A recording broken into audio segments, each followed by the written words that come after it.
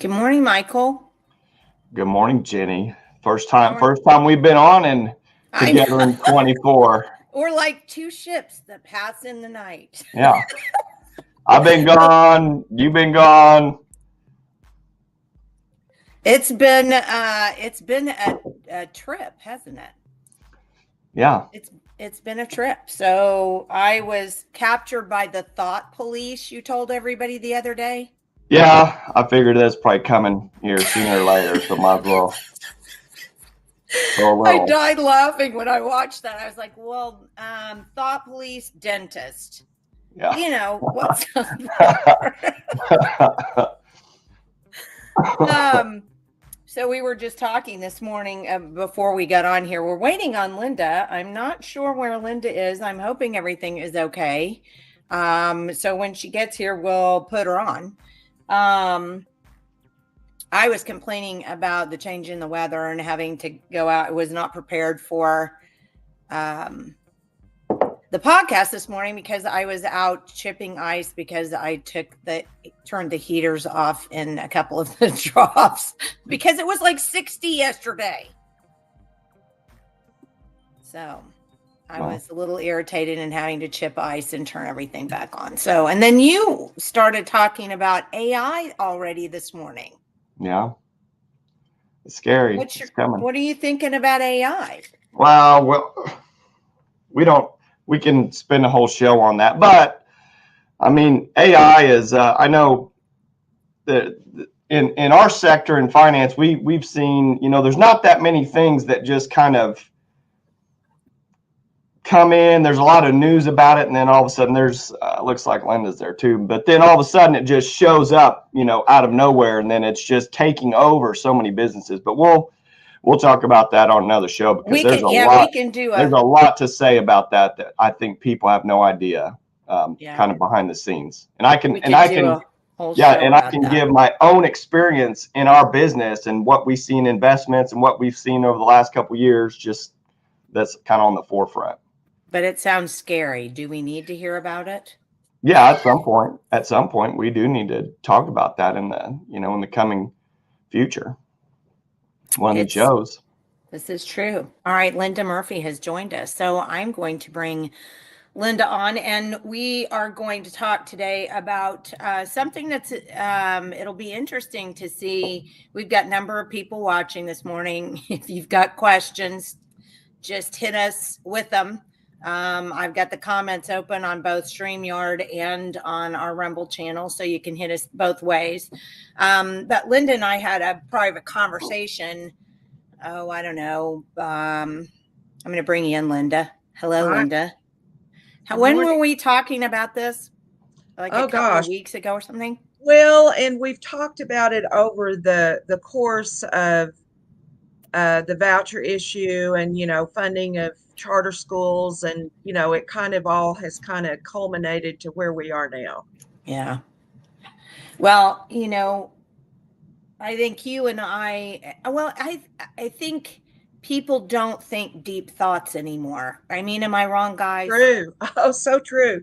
I mean, we all know that even our own selves are less focused with attention span, length of attention span in this digital age. I'm guilty also, texting, scrolling through things on YouTube, quick, easy, first glance, opinion, look. I mean, I try not to say that or put it in my permanent belief system or memory, but it's we're being inundated with information, and people are even less focused, less attentive. Their attention span is shorter. Yeah. So I think the thing that concerns me, and the reason why we were talking about this the other day, when people don't think the deep thoughts, I mean, when they just get, when they hear talking points, because I mean, we talked with Julianne Romanello just recently about propaganda. Right. And, we've talked about that before. People don't understand that they're being propagandized. And when you don't think deep thoughts, you don't ever back up in your day and go, do I believe that message? If I believe that message, why do I believe that message? Or, the Right. converse. But we just don't think these things. Right. I worked, my background in education is in special education and standard elementary ed. But in special education, then I went into a private clinical setting for several years working with visual input, visual perception. You hear perception is reality. Well, Yeah. that's what people do in their mind. They just perceive something or take a quick read on it, so to speak, and surface opinion, and then that stays in their mind. As you say, there's not a deeper thought process going on there. I also did training in structure of intellect. There are many components to the intellect and what we do to analyze, synthesize, determine what we think, categorize. I mean, even in Montessori preschool, there's sorting of color and shape and size. That's a concept, that children have to learn to categorize in their mind different categories. And people that don't have these processes, if you're not doing this and learning this way from childhood, you haven't developed the neurological pathways for even thinking this way. So that's one of the problems we've got in education is, online without a lot of input. I mean, we could go into this for hours, but yeah, bottom line, people are not thinking deeply. They're hurried, they're stressed. The COVID negativity that we have within our society now of, the time off of work, people losing their jobs, being forced to take vaccines, wear mask in different situations. All of that stress is part of the looking for something to get comfortable with because we're stressed as a society. So I think all of this is culminating, truthfully. Yeah. Well, I would like to just dovetail one thing on top of that, Linda. Because you mentioned social media and the electronic and digital age and things like that. Well, now at this time, with those neural pathways, with how the brain works, I mean, these companies outside, let's go outside of education. Let's just go to our daily interaction every single day on our phones or devices or computers. These apps and these programs that we're interacting with, they're literally made and designed to track and react, and they change the colors and the placement of things, and they have little sounds and Right. little notifications. All those things are made to make your brain react in a Right. certain way, so they can track and control and know how to, move us around. It's so wild that Yeah. You're that so right, Michael. And as you know, and as you both know, this is marketing yeah, going on all the time. As you say, to trap, to allure, to entice people into buying a product or thinking a certain way. That's what the propagandizing is doing. And my husband was in marketing for years. He was in advertising agencies, wrote copy, created ads. And at first it was fun when it was back Buster Brown shoes, Yeah.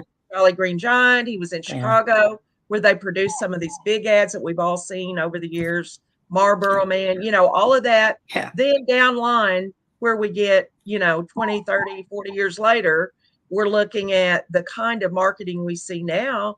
And these people in education, for example, that we're talking about, have used marketing techniques to facilitate meetings. They use peer pressure, group pressure, the dialectic process, pitting people against each other to get consensus. And that consensus always moves us to the left, to the left, to the left. If you come to consensus with the folks that want to do this. So, in my opinion, what we're talking about today, this Catholic charter school funding and church state coming together into one. We've got to have some deep thought here. And that's a good point you brought up right up front. People are not thinking deeply and they're going to miss this. So we've probably lost part of the audience now and some didn't tune in the first place because we're going to get deep here. But we have to look at what we're looking at. We've got to know some history, some government, the Constitution. We're looking at a multiculturalism study and what do we want to impose with our tax dollars. Oh, we can say it's freedom of choice, but they're changing our society Yeah. when we've got such a huge institution. as the Catholic Church, it's the third largest entity in the world, Yeah. 1.3 billion members. The Yeah. archdiocese, archbishop, the archdiocese, this is all established through the Pope in Rome. Yeah. Go to the internet and look it up. Look at history, look at government. It's an ecclesiastical province, which is a jurisdictional territory of the Roman Catholic Church in Oklahoma and every other state. So Well, and now, I do think I'm going to pull your slides up here yeah, in a second so we can kind of get going. But I do think that it's so important. I mean, before we say anything else, this is just from me personally. oh yeah, I don't care what religion anybody practices. I exactly. mean, that's their own business. And Linda, you and Right. I have talked about this the same thing, and I don't want to speak for you, but I think we're on No, the you same go ahead. page. Yeah, I don't care. I mean, but that's the thing. And I want to right, jump off on our topic from this one thing. I'm not sure why, but we've forgotten why, at least the pilgrims at any reason. They did come here and they were Christian, but we've forgotten why even the founding fathers, whether you agree with them or not, they wanted to right, set up a government in which there was no state religion, and people don't right. understand this. They don't understand Exactly. that when America was colonized, when people came over here, they came over from European nations that were under Catholicism. Right, Catholicism was the state right. religion. If you didn't believe like the Pope, then you were excommunicated or considered a heretic. Sometimes you were actually um, uh, tortured, Yeah. until you made a Well, different literally judgment. burn at the stake at various points in history. And Yeah. that's why I say history. We've got to understand European history, which is Right. right directly the founding of the United States with the Right. 13 colonies and those that came. And I've And got family, I mean, my ancestors, maybe yours, probably yours, also before the Revolutionary War. We're talking Mayflower, Jamestown. I had some even in the Dutch New Amsterdam. I mean, I've got their books, their records, not just hearsay, but I'm not the only one. There are hundreds and millions of us across the United States that know our family history. And the founding of this country was real people who were escaping. I yeah. don't know if you're aware of this, but I wasn't until just a few years ago. Certainly wasn't taught it in college or high school, of course. But St. Augustine, Florida was a refuge first, before it was called St. Augustine. It was a refuge for Huguenot French Protestants who fled the persecution and martyrdom in Europe that they had suffered. And that was in the 1500s. But Spain had claimed Florida. So they came in with the Spanish troops, which are Catholic, and they slaughtered the Huguenots that were there. Then it became St. Augustine. Now, that's something I didn't know. I didn't That's know that either. and that, I mean, all of this history, I mean, I admit right up front, I'm still learning the basics of some of the history I never knew. Well, And and I that, think, and that's a good place for me to jump off on, I think, and start to pull in your slides. sure, So just starting from the premise of people came to America because they didn't want a state religion. right, Our founding fathers said, we don't want a state religion. We don't really want the state telling the church or the church telling the state. Either way, we right, let's just not get involved in that, and then that way we can have an independent nation where people are free to do what they feel like they need to do, and follow their own belief systems. So yes, just starting from that point, let's get started with your okay. slide. So Right, you're exactly right. And as you said, we've talked about this. We're talking about freedom of religion to practice your religion, but also freedom from religion, that it not be imposed upon us through the You're state. gonna get in trouble for saying that, right? I know. But Freedom from religion, but we're yeah, Christians. yeah, because who defines that religion? That's what it comes down to.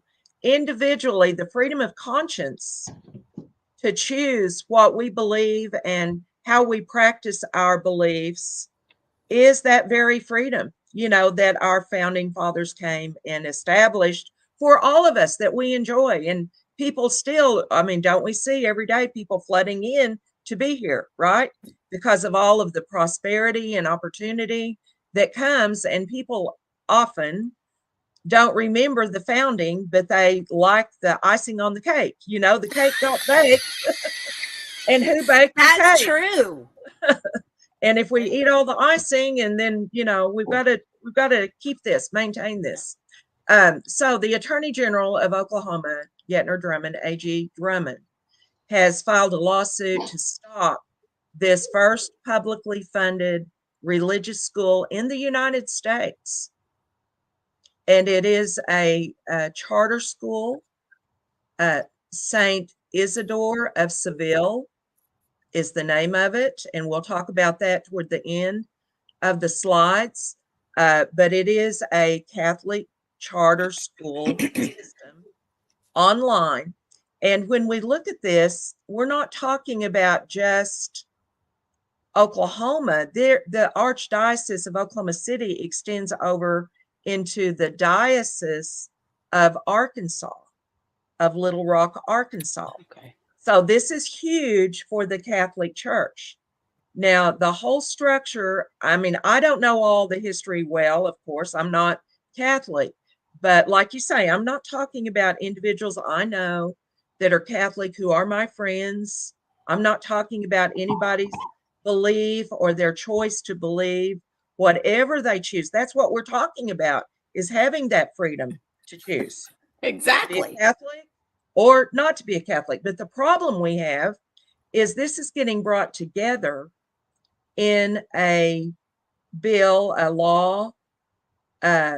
Actually, not really. It wasn't a law. It was through the committee or the board for the charter schools, where they voted to pass an approval of a charter school online for the Catholic Archdiocese of Oklahoma City. Well, it covers Oklahoma City, Tulsa, Little Rock. Like I said, you can go look that up. It's all there. So this is a huge territory. And we will be paying with the public purse, that purse of money that is a figurative, image of all the money that we pay in for our taxes to pay for this system. And we're paying for the education of Catholic doctrine included. And the Catholic Church officials have made that statement publicly. It's in the press that they will teach their doctrine. So those people that do a surface read and say, oh, they've got great academics, I want my child to go there, you better read deeper and see, do you want them taught Catholic doctrine? Because that is included. Now, this is one of those things you're not supposed to talk about out loud, right? Because you might offend someone. Well, if people have the intelligence and take the time to listen, we're not at all condemning someone for choosing to be a Catholic. You have a choice.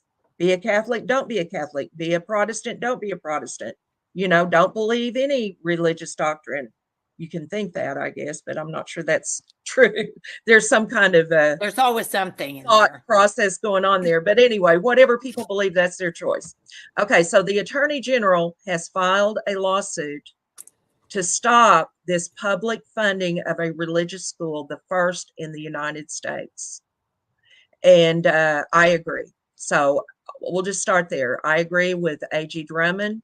I believe he's right that we have state law that prohibits it, and the U.S. Constitution, correctly interpreted, prohibits it.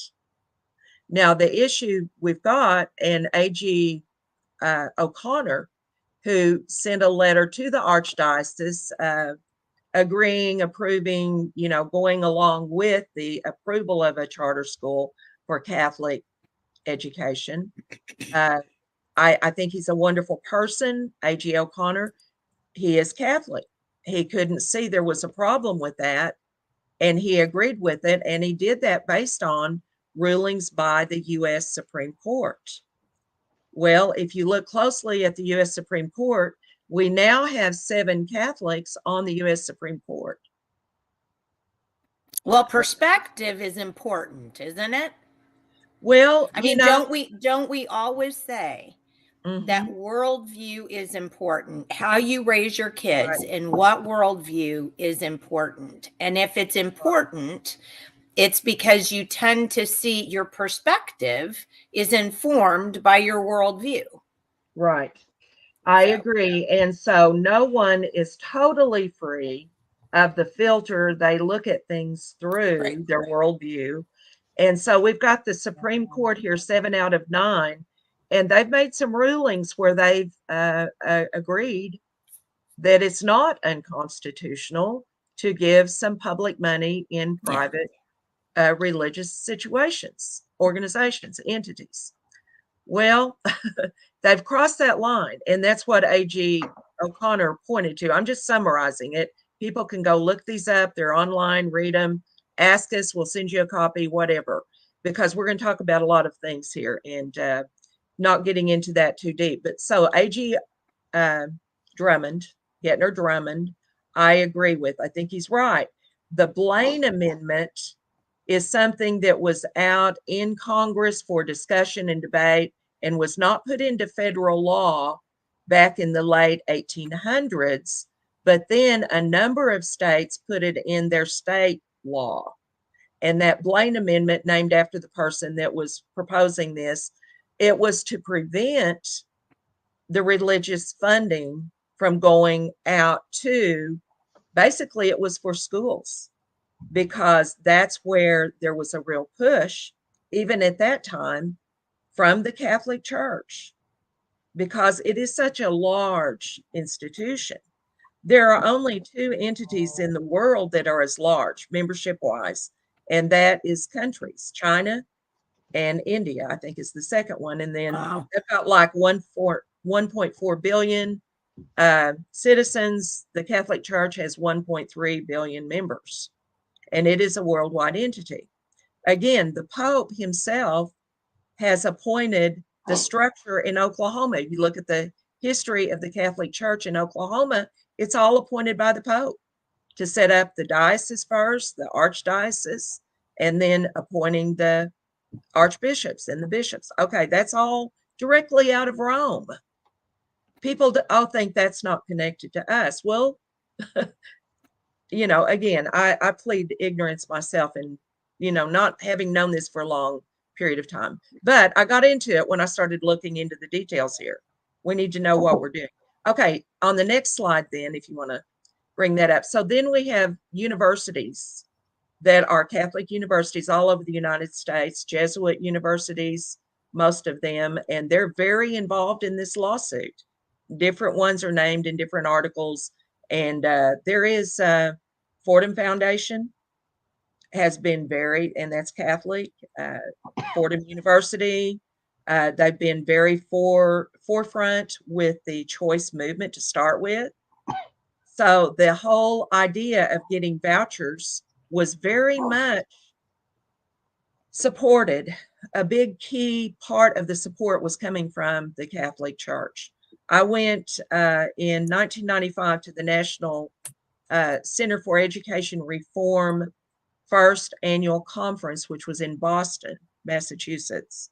That's when I was in Governor Keating's office, and it was recommended that I go, and it sounded like a great idea, and I went. But what I found was it was 99% about choice. Oh, wow. I thought we're coming together to get all of the best. Wow, even back then? Even back then in 95. And I can tell you a lot more, but I could spend the whole show talking about that. We'll talk about that offline later. But the point being, I learned there, Chester Finn was there. I mean, all the leaders. Lisa Kagan, who was in the legislature in Arizona at the time, later, not long after that, became the state superintendent in Arizona and brought in the charter schools and the vouchers and all that in Arizona. Right. We're still seeing all of that playing out there. Okay. So I'm just saying, I learned in 95 that this was very much centered within the Catholic Church. They had a great vested interest in promoting the funding of their school system with public money. That's what it comes down to. Okay, so that is Notre Dame. So let's look at this slide. 55% of Oklahoma City public school students are Hispanic, reinforcing the continuous and consistent growth of the Hispanic community in our city. I'm reading this on small print here. Latinos are twice as likely to start a new business as the rest of the U.S. population. And between now and 2048, Hispanics will account for 85% of new job holders in the U.S. workforce. Okay, this is a statement by a woman. Can you read the fine print? I can't quite. This is Miriam Campos, Arvest Bank, OKC, Latino Young Professionals. Okay, and That's that was who made that quote. Yes, and that was taken from an article. I've got a copy of it.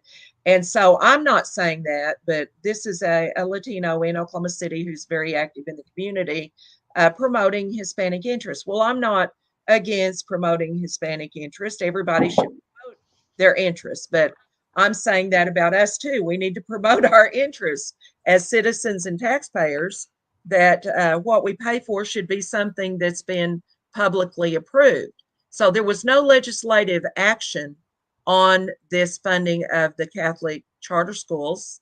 There was no representative elected official except the governor involved in appointing the board, which then voted. So it didn't go through the legislative process. In other words, the three branches, the legislative and the executive producing law that we're going to abide with, and the appropriation of money. When money's appropriated, the legislature has to approve it. Yeah. Okay.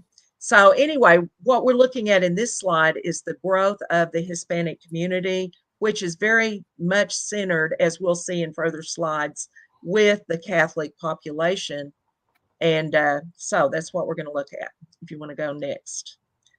Okay, so these are people who came to the beatification of Stanley Rother, where in Oklahoma City at the Cox Center in September of 2017, there was this huge ceremony and program honoring Stanley Rother and his beatification. Okay, if you want to go next. And you can see here 20,000 Catholics from all over the world. And that, again, was in September 2017. Okay, and next. Can you read that? I'm sorry. I can. 20,000 gathered September 23rd for the beatification of Francis. What Friar? Is that FR as Friar? I think that's Father. Father. Okay. Father Stanley Francis Rother, a native of nearby Okarche, Oklahoma, who had been martyred in 1981 while serving in Guatemala. The unanticipated crowd well exceeded the 14,353 seat capacity of the Cox Convention Center, and several thousand had to be turned away. Many more were able to watch via live video stream on EWTN, including residents of Santiago, Atlan, and Guatemala, where Rother had served from 1968 until his murder on July 28, 1981. The Mass was celebrated by Cardinal Angelo Amato, prefect of the Congregation for the Causes of Saints, and Archbishop Paul Coakley of Oklahoma City. More than 50 bishops and cardinals from Italy, South Africa, and Guatemala, as well as more than a dozen U.S. states participated. The Mass included sections read in English, Spanish, Vietnamese, Filipino, Korean, Comanche, and Zutchul. Zutchul.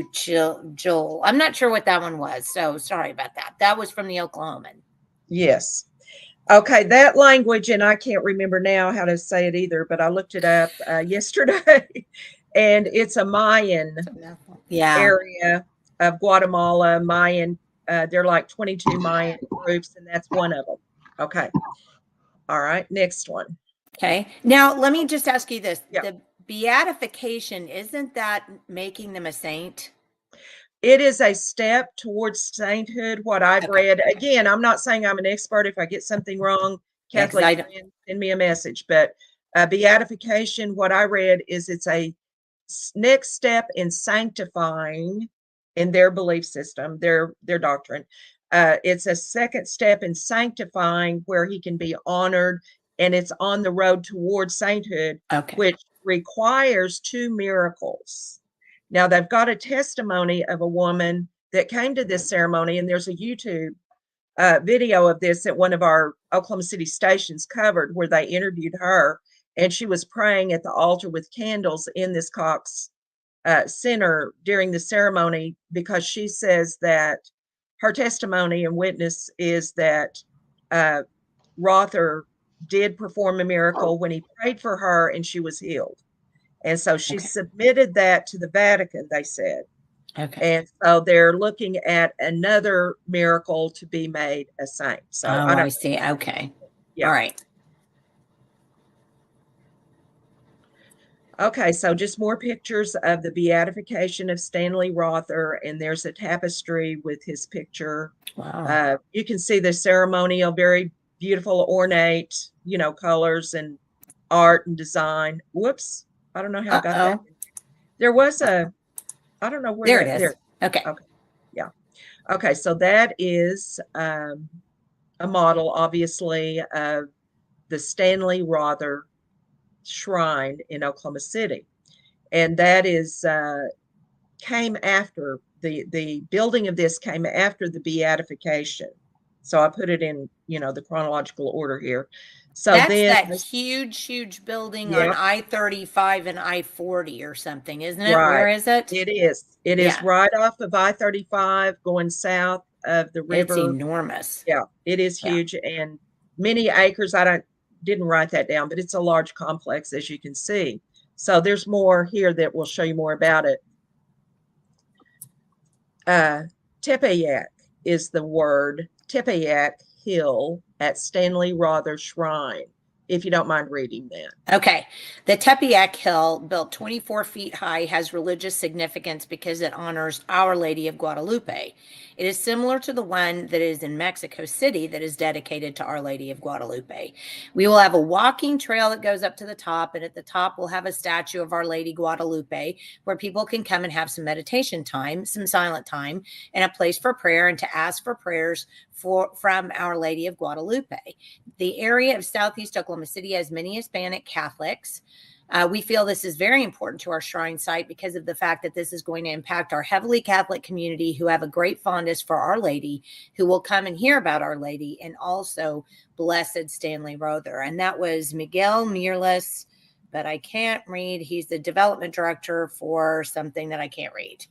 For this shrine. Okay. He is the development director, and that's from the Okarche Warrior, I believe is the paper there at the bottom. And so I've got a copy of that article, but I'm just quoting a Hispanic man who has an office there at the shrine, and they're building this hill, which is part of the property. And there'll be more about this because this becomes a big part of the multicultural bringing together of people in Oklahoma City under the Catholic banner, and then there'll be other celebrations in the future we'll see here. Okay. Whoop. Okay, there we go. I must have a back one I started that I didn't put a picture on, or I don't know. I'll get that fixed. Okay, Our Lady of Guadalupe. This is at the top of the hill that we're going to see. That didn't bring in a couple of others, but go ahead. Okay. We need. I don't know why they're not pulling in the photos. That's really there are odd. pictures.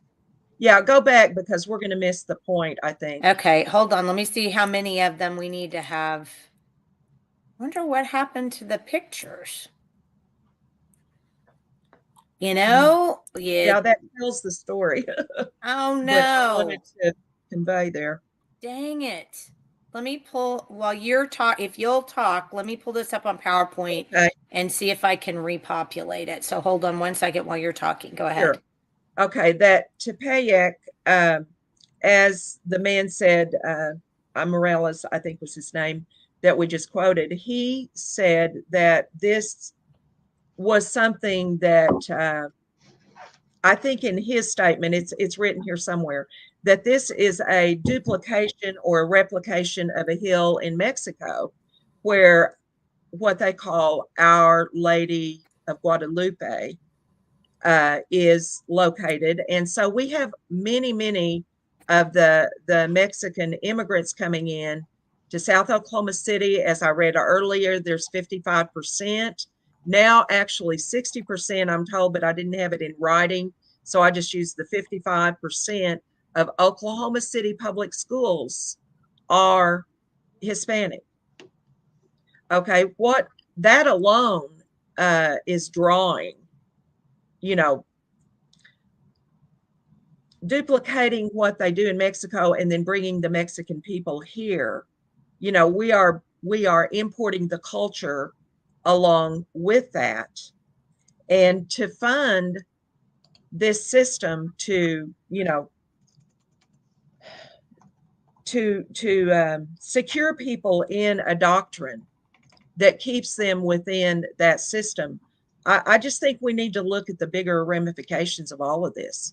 Well, I don't think I had ever thought about, I mean, because it is very true that the Catholic Church is, I mean, it's all over the world. So that's, oh, wow. I just had a very weird thought hit me. So we're one world government, right, is bad. Right. Therefore, yes. One world religion is bad. Right. If we are a Christian. It is not pulling these pictures in. That's the weirdest thing. Well, I'm going to try it one more time because I just. What about if you just pull it up and do a screen share of it? Well, that I may be able. I think I may be able to do that. Yeah, because it's really. I mean, as we say, a picture is worth 1,000 words sometimes, and we can save a lot of words by just look at it. Having the pictures. Oh, absolutely. Yeah. Yeah. Well, it's one of those. Go ahead. Sorry. I was just going to say, in the meantime, while you're getting that pulled up, I mean, there's no disputing the fact that, you know, go back through history as far back as you want. The Catholic Church has always been involved in government, in politics, in you know, state this and that. I mean, that's what the Reformation was about. Coming out of the 1600s was the division of the Protestants and the Catholic Church. And I mean, you look at like the Declaration of Indulgence by the Catholic Church, where they wanted to have these societies where they could plant, you know, that where they didn't want to just have a Protestant or a Christian nation. You know, they wanted to be able to go in there and have their claws or their fingers into everything. And look at just I have a book called Operation Gladio. I don't know if you ever heard of that, but that's kind of the unholy alliance between American intelligence agencies and the Vatican and the mafia and all these. I mean, they've always been involved in all this stuff. I mean, it is. I mean, you hate to say it, but you know, there is a plan behind it. Well, since we're getting ready to fund this in our state, it looks like I'm not sure we're going to win the lawsuit because of the U.S. Supreme Court makeup and their previous decisions, which is why they pushed forward to do this, because the Supreme Court's already ruled some, like I said earlier. When you're ready to show those, you know, I am. I'm just trying to get it. Hold on one second. Well, I think, Lynn, it's like Jenny and I have always, and we brought this up multiple times on this podcast. You know, when you open the door for one sect or area, you have to go into all of them. You have to have the Luciferian and the Satanic churches and the Muslim this and that. I mean, you can't go just one and that's it. No, there we go. That's a new one. That wasn't Okay. their logo, so that looks good. Yeah, I totally agree. And so we aren't picking on the Catholic Church or people's beliefs. What we're doing is talking about a specific issue where we have focused in our state a problem here that we're concerned with funding a religion. So this sets a precedent. If it gets done and goes through, it's a precedent for all religions, as you just said. So Well, let's finish because I'd like to wind yeah. up with that because I've even got a couple of slides that I wanted to show Okay, you sure. that I think people have forgotten about issues. But I'd like to finish your program because this is very Right. interesting. Okay, so this is Yeah. more of the dedication of the shrine. Right. And this is at the hill, the Tepeyac Hill that we just read about. That's the This hill. that is they're at the Okay. base of it there. Yes. Okay. They're Interesting. walking or going up the hill, evidently. Okay. And those are the Catholic Church leaders, not only from Oklahoma City, but from other parts of the world. Okay. And then here are more people, watching the ceremony at the hill. And then we see, when I first saw that picture, I thought, oh, they brought the Indian tribes in because we see that, Oklahoma Indian tribes that are here in Oklahoma, I should say. But no, they're not. This is from Mexico, evidently. And this is a Mexican replication in Oklahoma City at that Tepeyac Hill. Okay, now there's more. Here's a picture of, at the top of it is a statue in the middle of the Our Lady of Guadalupe, and kneeling is Saint Juan Diego. Okay, kneeling at the statue of a statue kneeling at the statue. Okay. Okay. Our Lady of Guadalupe. Now, people pray to Our Lady of Guadalupe. They pray to Stanley Rother. I've heard it on the radio myself, even out here in Western Oklahoma, Catholic radio station. I've heard it more than once. I was like, what? Yeah, already they're praying to these people. Okay, go ahead. So this is the culture. This is Wow, the that is very large, that funding. statue. Wow. Yeah, it is. You can see the people there, Mm-hmm. and they're blessing the statue in this ceremony. Okay. And again, blessing that statue, Saint Juan Diego. That will be an interesting study. I don't know about him, but go ahead. And then here are more of the dancers with the costume of, their culture, their religion. I don't know what all that means, but it means something because it does with the tribes. There are meanings to the dance and what they're doing. Okay. And then here's a banner along with them. I don't know if that's Mexico. It looks I like think it's Mexico. I think it is too. I haven't really stopped. Well, it's the colors of Mexico with the Lady of Guadalupe in the middle. Yeah, it is. Okay. And then this is after the building, the shrine was finished. And this is their dedication mass, which was in 23. So we fast forwarded here over about 6 years from the beatification to the hill ceremony, now to the dedication of the shrine. And they have Stanley Rother's body is in the altar at the front. Yeah. And so that's part of the YouTube people that, excuse me, if we're going to do funding of something, I think we need to understand what we're funding. And wait, but fund. Linda, that seems like it might be common sense a little. Well, I would think so, but it takes that thought, like you said earlier, that thought beyond, oh, that's their business. They can do what they choose. Now we all have more parental rights to choose from. Okay, that's a great line, but there's more to it. Archbishop Coakley of Oklahoma City. So there's a picture of him. And then the last picture. This is the Saint Isidore of Seville painting.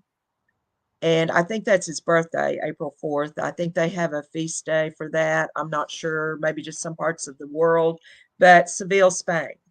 Yeah. And he lived, look up his history, and in the Catholic sources, he was there with others of his family that were part of the time that the Spanish Catholic inquisitions and things were going on in that country.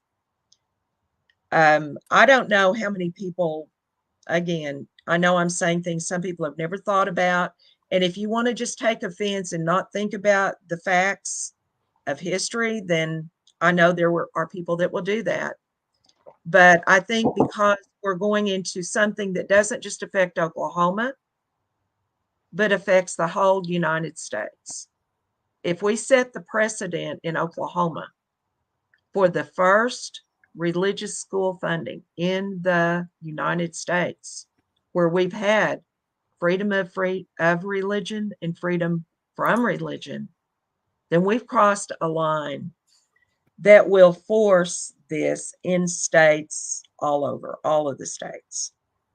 It will be a battle that will have been won here by the church at Rome. And if we want to, along with people that are not paying attention to what they're doing, you know, St. Gregory's University closed down in Shawnee just a few years ago, about 7 years ago. I actually had a granddaughter that was there on a scholarship for basketball. And, even in my own family, we haven't talked about Catholicism, Protestantism. And I'm just saying, as Christians, we better take responsibility for what we become a part of, what we agree to, what we support, and we better understand what we're doing. And I've been guilty of blurring those lines and not talking about it. So I'm going to follow up on what you said, because what you said was so impactful and important. Nobody's saying that we want to interfere in anybody practicing their religion.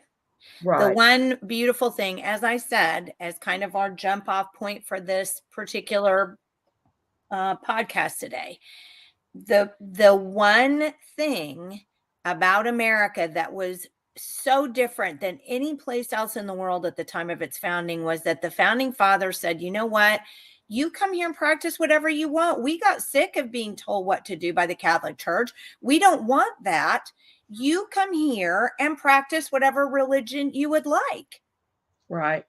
Somehow now we have decided that it's not okay to practice the religion we like because we're moving toward a state religion again.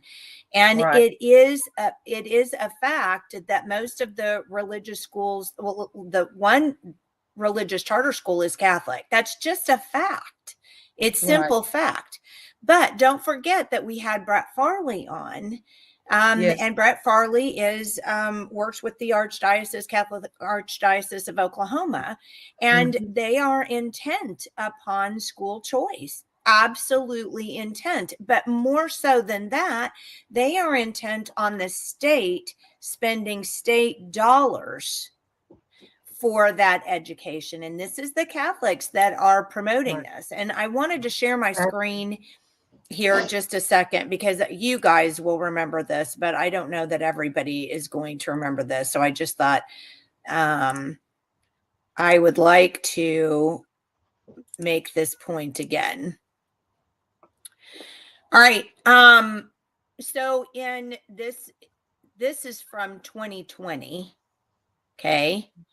And this is basically the head of the Satanic movement who is saying, okay, you guys, if you really want to do this, if you want to use state tax dollars to fund private education, and it's going to be private Christian education mainly, then I'm going to come in here and I'm going to figure out how to start a school. And it's going to be a satanic school. And the Satanic Church, this was the monument that they were going to build when back in 2017, Dr. Ritz, if you'll remember, Dr. Ritz was a representative. I loved Dr. Ritz, but I disagreed with him vehemently on this. He paid to have the 10 Commandments installed on the grounds of the state capitol. And because of the fact that there was a separation of church and state, and the state couldn't use state funds to put the 10 Commandments there, Dr. Ritz paid to put the 10 Commandments there. Well, right after that happened, Lucian Greaves of the Satanic Temple came in and created the very statue that you're seeing right there.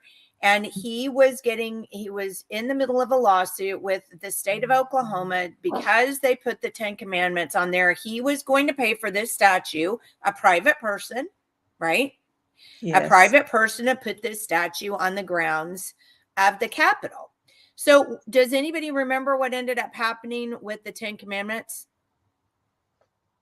The monument? I think they were removed for sure, but I don't remember. They were removed and purchased by OCPA, and they stand on OCPA's property, Okay. Oklahoma Council for Public Affairs, today. Okay. But why would they have removed that? Well, could it have been because they would have received all kinds of hell? And I'm sort of making Right. a pun there. True. For allowing this statue to be erected on the state capitol grounds. So the fact that these people they can't seem to look, these people who are in favor of this tax credit, and don't forget, I've already proved it's not a tax credit, it's a voucher, so it's state money going to private schools.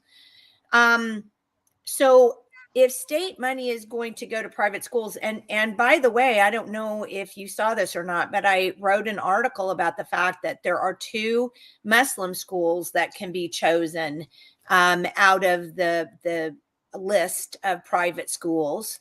They can be chosen as well. I don't know how many people have chosen that. I don't know how many state dollars have been going to Muslim schools.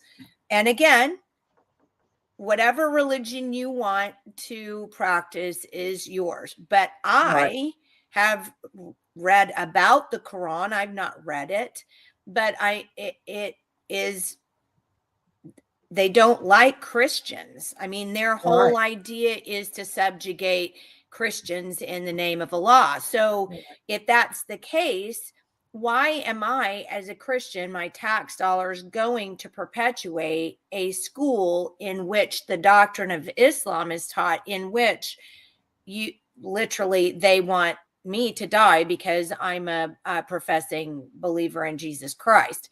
So, I mean, why are we not getting that this is an enormous problem? Right. I totally agree. No, excellent points.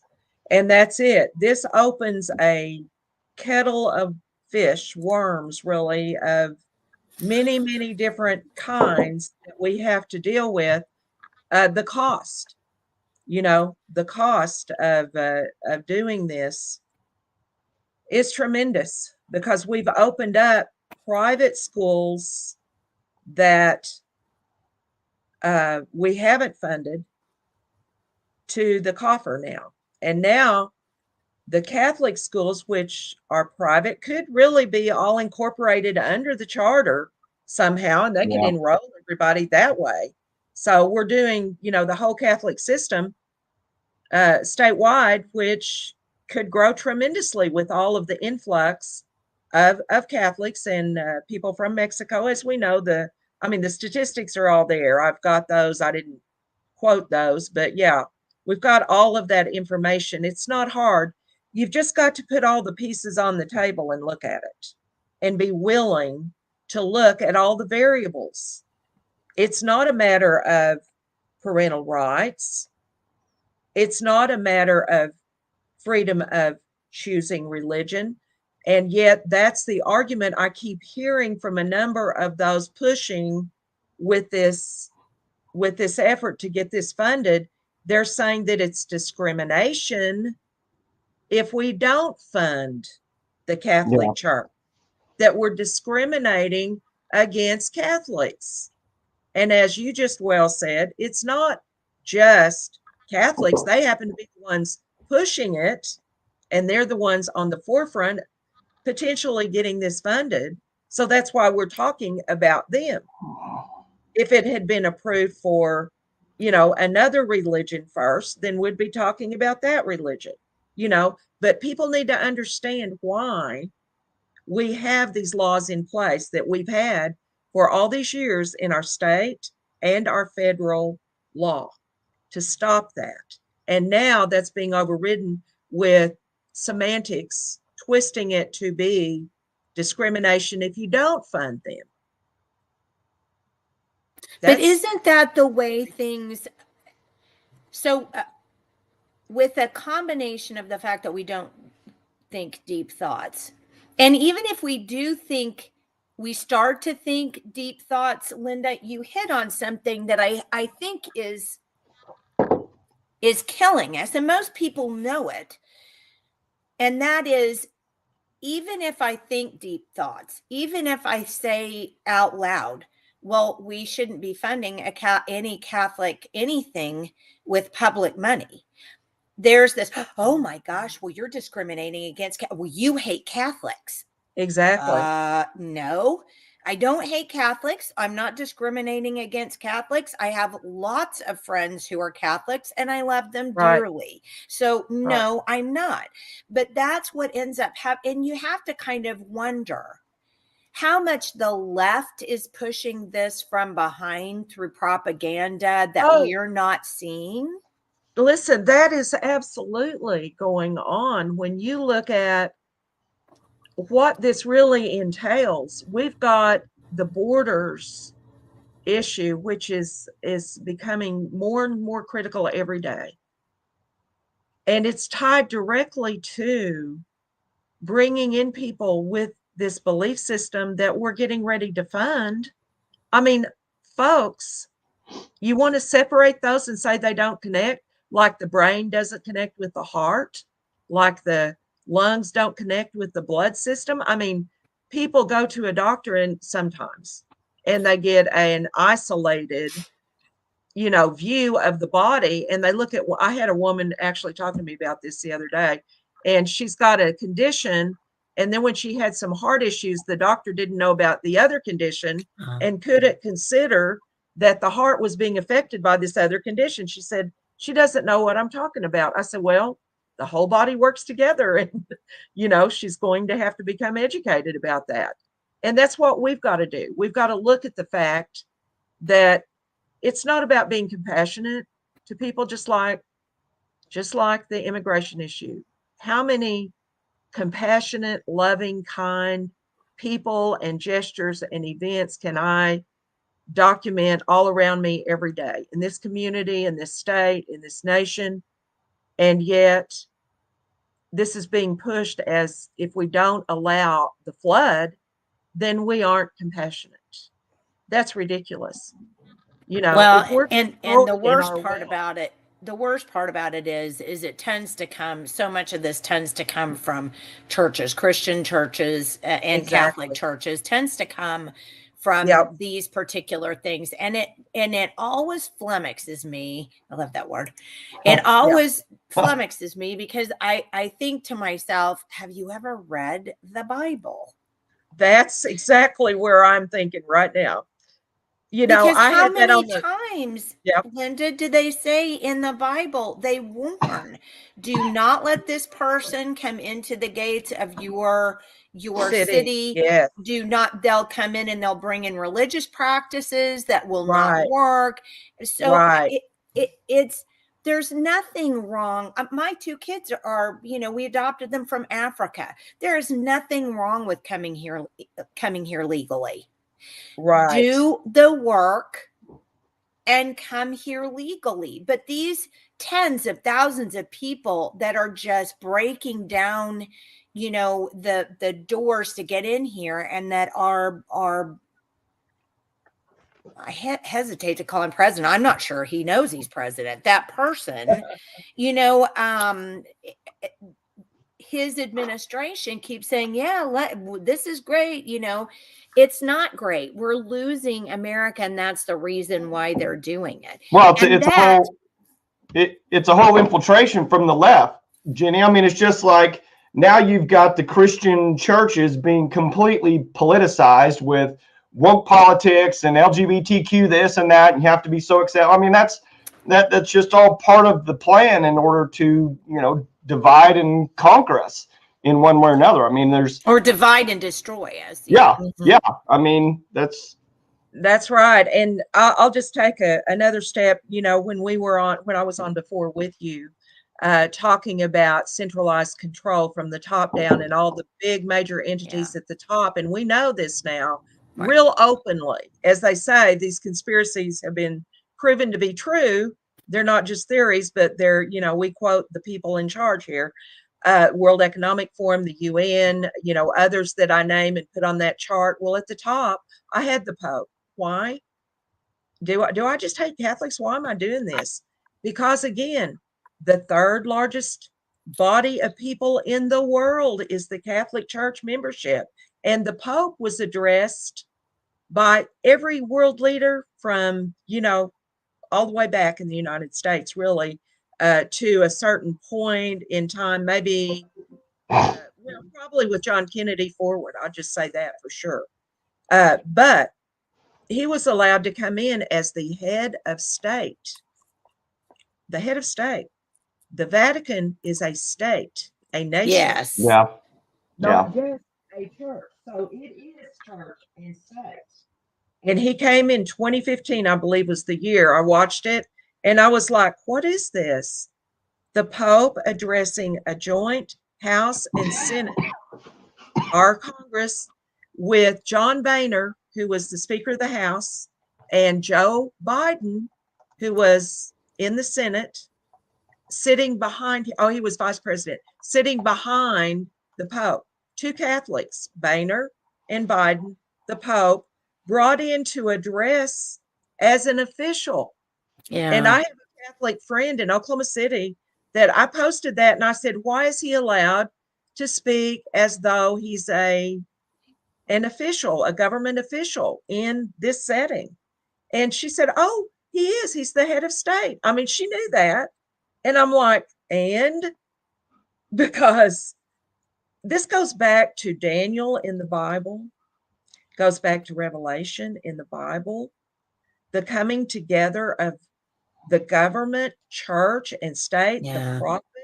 I mean, do you read the Bible? Do you know? I mean, I know you all do, but people that don't read that don't know why Martin Luther and others started identifying the very serious problem of the power of the Catholic Church.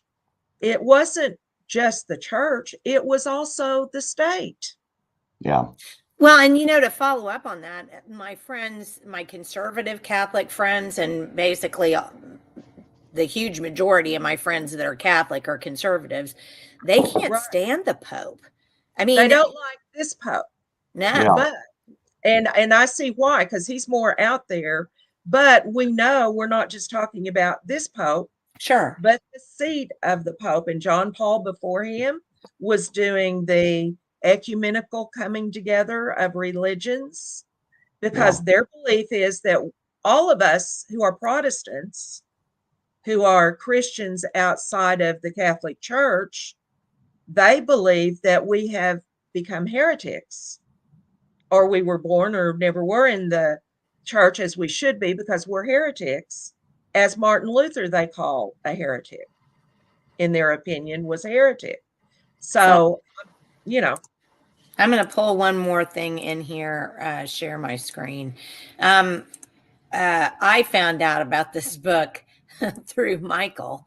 Michael had me read The Killing of Uncle Sam, which I've told people on this podcast to read 100 times. And if you haven't, I don't want to talk to you anymore. Go read Killing of Uncle Sam. Okay. Operation Gladio is written by the same man, Paul L. Williams. And Yes. it's basically, it just says the unholy alliance between the Vatican, the CIA, and the mafia. And he makes an incredibly credible case. Yeah. This author does. I mean, he has all of these specific it's hard to documents. dispute anything in there. Yeah. Right. I mean, they're specific documents. I don't know how you Yeah. can say, well, you made that up, because Right. they're documents. I mean, they're there. Right. And basically during, what was it, Michael? You know better than I do. World War I that they Right. started Operation Gladio, wasn't it? Yeah, I think so. I know it was World War II. I've heard of this author, and I haven't read his books, but I have heard of him, and I've read a number of other books. I've got one that was written back in the 60s, American Freedom and Catholic Power. Oh, Which interesting. is a book that talks about the power in other countries when the Catholic Church has the power, say as in Latin America. It's predominantly Catholic in Right. several countries, predominantly. And yet, do we see wealth? Do we see organization and order and representative government? And what do we see? We see a lot of poverty. We see, the wealth of the church itself and the power that is there. Even in Guatemala, where Stanley Rother was there, there's a whole lot going on that it doesn't, as in America, where we've maintained our Constitution, our freedoms that we're wanting to preserve here today that we're talking about. Right. Right. Our issue is not the Catholic Church. Our issue is funding the Catholic Church or any other religion, and not setting a precedent in the state of Oklahoma that is upending not only government, but also, and constitution, but also the spread of religion that most of us in Oklahoma don't believe. It's not our doctrine. And there again, let me have my freedom. And I don't want to be overran in a population of people that then run the government, run everything with a doctrinal view that is, considering that we're heretics. That's not a good way to live. Well, and let's just make the point. I mean, I'm sure everybody knows, but these aren't voluntary tax dollars. These are mandatory tax dollars. If we don't pay, they take our land, they take our houses. They take our freedom. Yeah, yeah. That's right. That's right. The public purse is something that, a lot of people pursue. How can we get more money? How can we get money from the government? And this is, again, the hugest institution that could possibly do this, and tried to do it even back when the Blaine Amendment was put into the, into the constitutions and states. So Bible study, I would just say read Daniel. When you look at the statue that Daniel interpreted the dream of Nebuchadnezzar, and he saw this statue, and Daniel told him that and told him what it meant. And at the end, what do we see? The feet of iron and clay, and a rock cut without hands, which we know as Christians, that's Jesus Christ. The rock cut without hands, man didn't do this, but God did. And he comes, and what is the last government there? It's iron mixed with the people, the clay, the dirt, the people representative. So, I mean, that's the way most scholars interpret that. It's Rome. It's the Church of Rome. That is the last government. And it went from a pagan system of government into a papal system of government. And then we have the Pope in the United States before Congress saying, I'm the head of state and the church, and I'm going to, be over all of this. And and again, and I'm going to bring up something quickly. It's 1:10, so we're going to try to wind up here pretty quickly, but I want to bring up something quickly. During COVID was about the only time that I've ever really heard this come to the forefront of topic of conversation. we have allowed, and churches have done it to themselves, we have allowed the state to grant churches a tax Exemption. credit, essentially, a tax exemption. How can the state control a church with a tax exemption? Oh my goodness. Well, by saying, I'll revoke your tax exemption, by saying, if you're going to do this, then you have to close your churches during COVID. Then you have to do this for your churches. Then you have to do this. Why people are not understanding the concept of separation in church and state. And I think I can understand that a little bit, because I remember saying, well, there's not a separation of church and state. The whole idea of that came from Thomas Jefferson's letter to the Danbury Baptist Church, where he said, let there not be a separation, between the church and state, that the state cannot be informed by the religion of, its people. So, right. I can understand that, because I kind of thought about that for a little bit, and I thought to myself, well, right, we do want the state to be able to, like, for example, do you remember there was a period in time where the Freedom from Religion Foundation was going around suing city councils, particularly because they figured they could get in there for saying a Christian prayer at the opening of their services. Remember that? Right. And so all of this came to the forefront. We should be able to, if we represent a Christian population, we should be able to say a prayer at a city meeting. A coach should be able to pray with his team on the field of a state sponsored public school. There's a difference. And I really want to stress this. There's a difference between a coach saying a prayer, a city councilor saying a prayer, and the state funding a church. Right. The Which state is going to teach their doctrine. They're not just doing academics. And I think that's the line a lot of people have missed. Yeah. Yeah. Well, ultimately, that's what it all comes down to, is that doctrine, whether it's the Catholic Church, whether it's right, whether it's a Christian school, whether it's a Muslim school, whether it's satanic, that's the whole point. The point is to insert their doctrine with state dollar, to be subsidized by the state to propagate their doctrine. Exactly. And none of us should stand for that, because I am a Christian.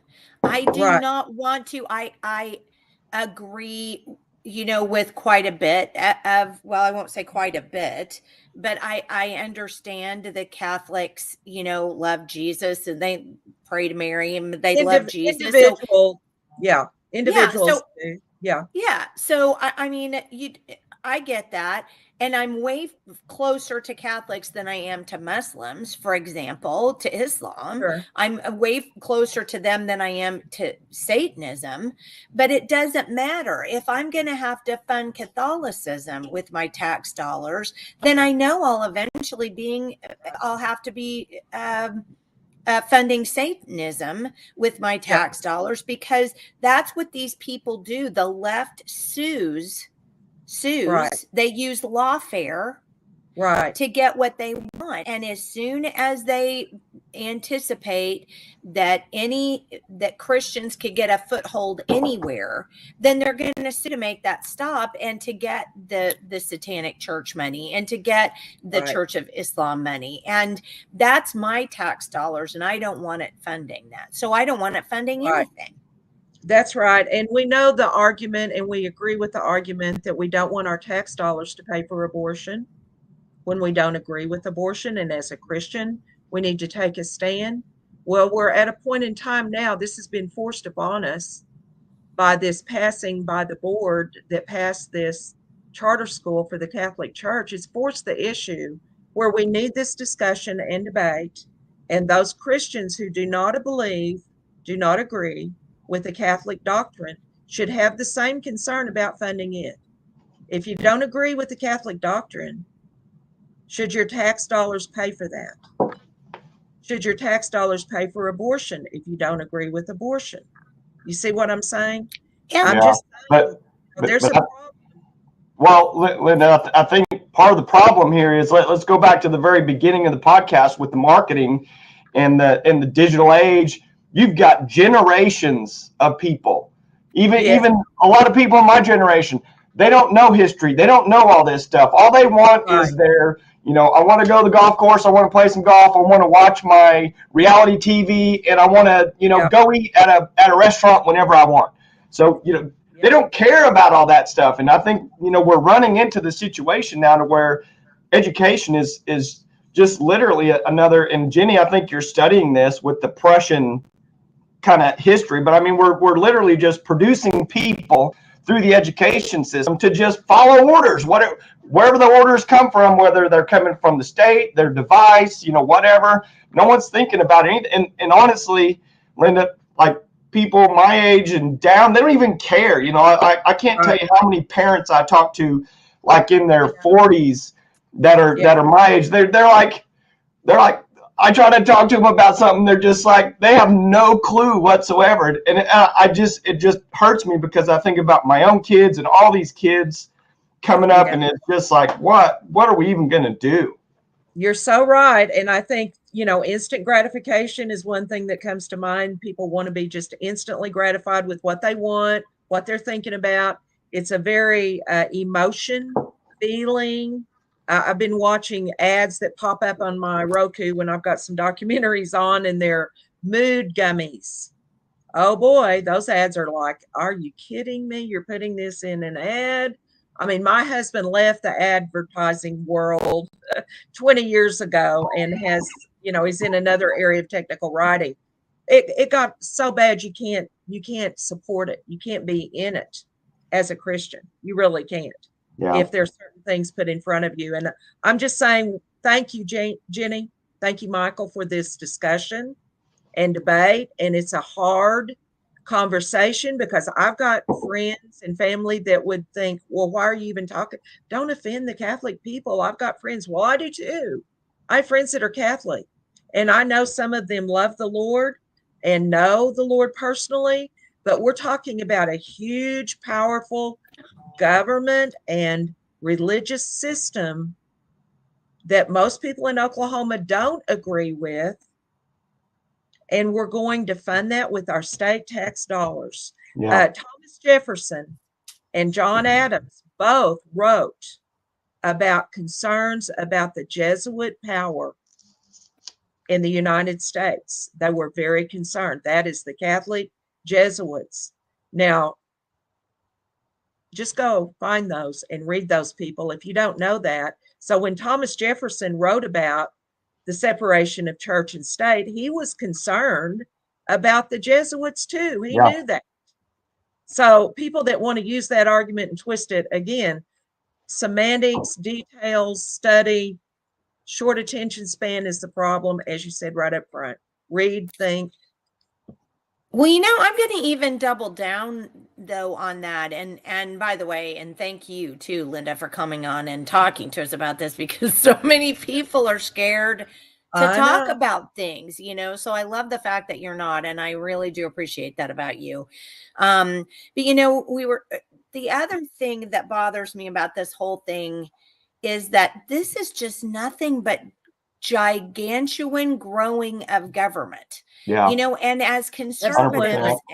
and as Republicans, even if we're not talking about, even if you're offended by us, talking about the religious aspect of this, you shouldn't be offended by the fact that the state taking over a Christian or a religious organization or funding a religious organization is a huge expansion of government that's completely out of their book of jobs. Yes. Why do we keep letting the government do these jobs that aren't even in their book of jobs? And but then we turn around and we say, but I can't send my kids to private school, so I really need to have that money. And it becomes, again, like you were talking about a second ago, it's all We have been dumbed down to the point where all we think about is our comfort, our needs, and that's not even needs. It's our comfort, our desires, and then our needs. And we've become so selfish that everything is about us and we don't care about our actual freedom. Don't care about that. To these people, freedom is being able to quote unquote get their tax dollars back, which of course they're not getting their tax dollars back to do whatever they want to do with it. That's freedom. Yeah. Well, we know about the fall of Rome and what was the general atmosphere of the day. It was give us bread, give us circus entertainment, bread and entertainment, food and entertainment. Well, that sounds an awful lot like as in the last days, so shall it be as it was in the days of Noah. They're eating and drinking, giving in marriage. They're just going about life. And here's Noah with the ark, and here we are with the Bible. But do we read it? Do we have that truth and anchor in our life that we are going to be in that ark of protection? That's the way I look at it. And it's pretty straightforward. I'm not making the rules. God gave us the rules a long time ago about the way to live and to, I heard someone say the other day, we don't need to ask what would Jesus do. We need to read the Bible and see what Jesus did. No, I love that one. But I love Sandy Harrell too, Dr. Harrell. I love to call her that. Because she's a truth teller too, and she's a person who's in the classroom right now. And here she is. That's why parents and kids aren't interested in education. It takes away from their frivolous endeavors. Yeah. I mean, sadly, when I was in the classroom, gosh, what has it been now? 20 years ago, it was the same way then. It's just ramped up. That's right. We've been on a downhill slide, so to speak, for a long time. Yeah. And we can see that, and we just have to admit where we are. I think we're beyond fixing a lot of things, but we need to hold on to what we can and realize it and, ask God for mercy. True, but knowledge is power. I really do believe that knowledge is power. And once people actually start, if we do more videos like this where we force people to have to think about something from a different perspective, I do think that does eventually change outcomes because people have to internalize things before they can believe it or they can support it. So I think, us just doing this, I think is a big springboard, toward change. You're right, because if people haven't even thought, considered, or heard any discussion on another side of the issue, they've just got that one side coming at them all the time. And that's marketed, that's out there, that, good conservative Christian Republicans are for choice, all choice. Charter schools, we don't want to tell charter schools what to do. So why would we try to tell the Catholic Church what to do? Well, we're not. We just don't want to fund things we don't want funded through our government purse. It makes us part of. We're an accessory to that. And the cost and the door that it opens for lots of other things that most people aren't going to agree with. But I've heard the choice pushers say they didn't really care what the Gulen movement was doing in the United States, where it's tied directly to a Turkish imam who is Gulen. And all of these charter schools, they've been raided by the FBI in a number of states. Our state auditor found $2 million they appropriated to their own foundation, did not use for education purposes in that charter school that we're using tax dollars. It was our tax dollars. But we don't care what they're teaching. Because think about it. How long ago did we break that story? I mean, Linda, you and I have been on that one for 15 years. You probably longer, me for, whatever. But I mean, it's not like people haven't had the opportunity to understand. We have, and I even wrote an article one time about the fact that some of the Turkish schools one of the Turkish schools in the Dallas area that the state was paying for was linked to that act of terrorism where that guy flew that plane into that building in Dallas. Absolutely. And people don't even, they yawn. wait, what's on Netflix? And that was actually on 60 Minutes. They did a special on Gulen. I remember. And that's been several years ago. So, yeah, there's a lot that's led up to this. We've been on this downhill slide of, people ignoring and these, really destructive situations developing, just developing, and here we are.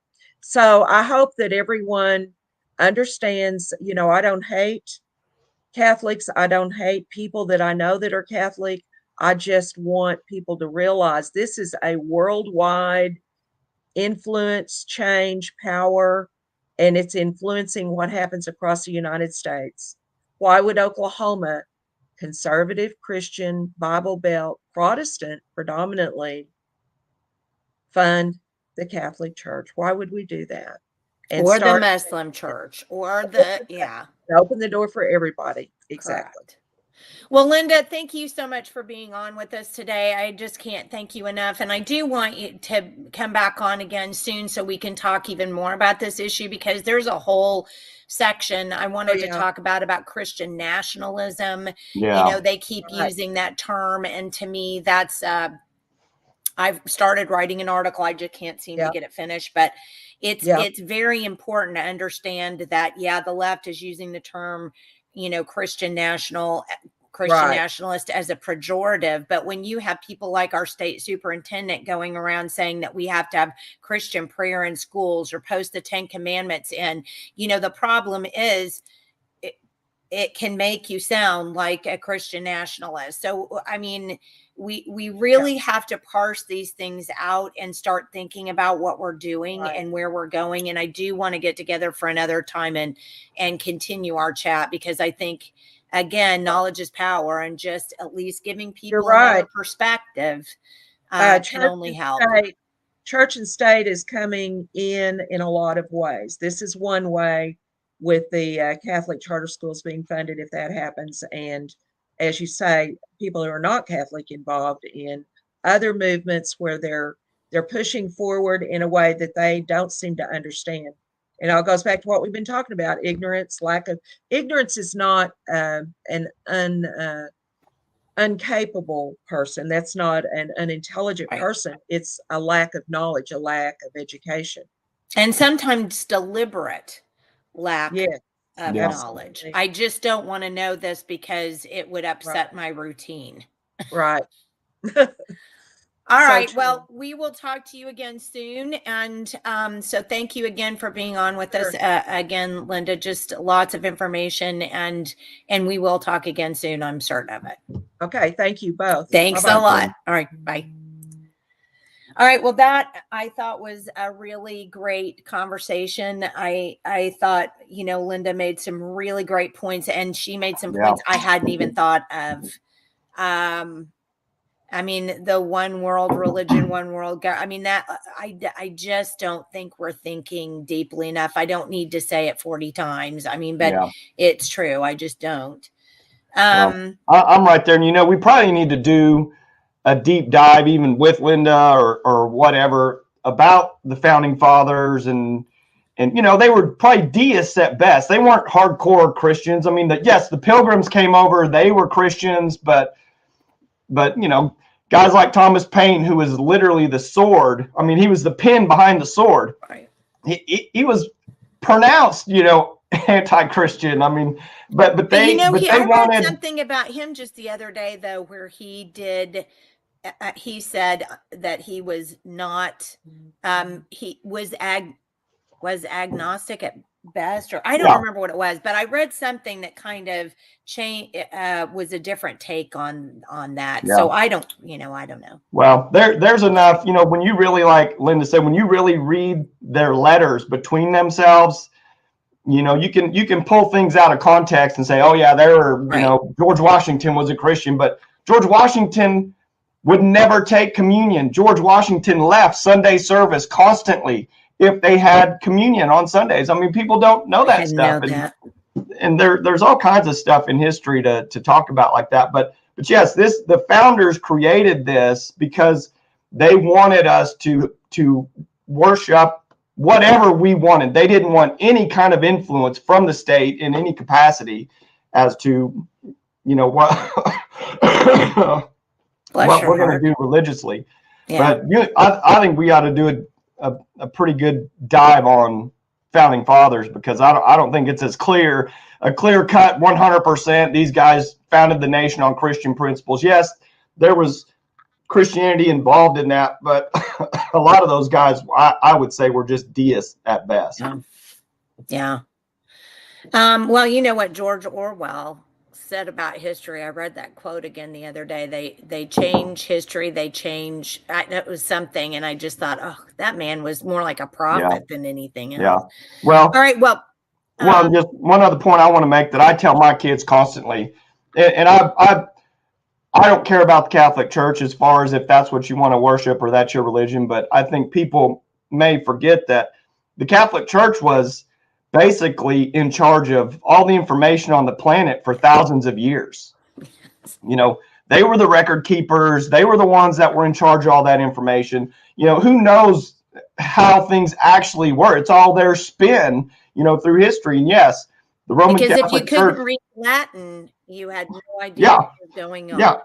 I mean, the Roman Catholic Church fell, but they've just evolved into another type of control organization, in my opinion.